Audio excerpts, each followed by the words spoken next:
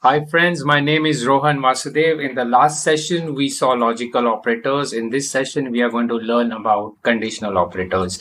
What are conditional operators? Conditional operators has three operands. The syntax for conditional operators is as follows. The first will be your condition, then there is a first expression and then comes a second expression. Now, since this conditional operator has three operands, it is also called as a ternary operator. Generally, how it works is firstly, it evaluates the condition here. Now, if the condition is true, the first expression is evaluated and becomes the output. And if the condition is false, the second expression is evaluated and becomes the output. Let's get into the Unity editor and let's write a piece of code. Okay guys, we are into Unity editor now. I've already created an empty game object which is operators object, and I've already created a script which is conditional operator. Let's open the script and let's see the code here.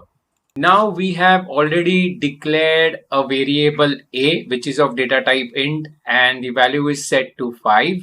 We have also declared a variable b of data type int and the value is set to 10. We have also declared a bool variable result and we have not assigned any value to it initially. Now inside the start function, we are checking if a is greater than b. Basically, we have applied a condition here to check if A is greater than B. And if the condition is true, then the first expression, which is true here, which is a bool true here, will be assigned to the variable result. And if the condition is false, then the second expression, which is false here, will be assigned to the variable result here.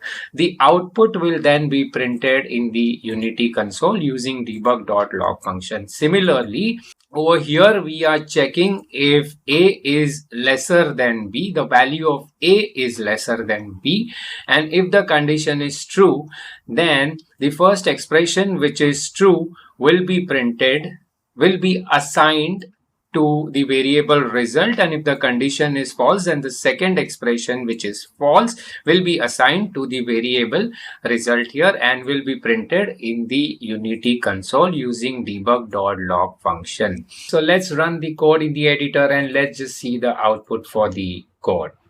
Here it is guys, the output for the code. A greater than B is false, A smaller than B is true. So that's it guys. Thank you for the session. I will see you in the next session. Thank you so much.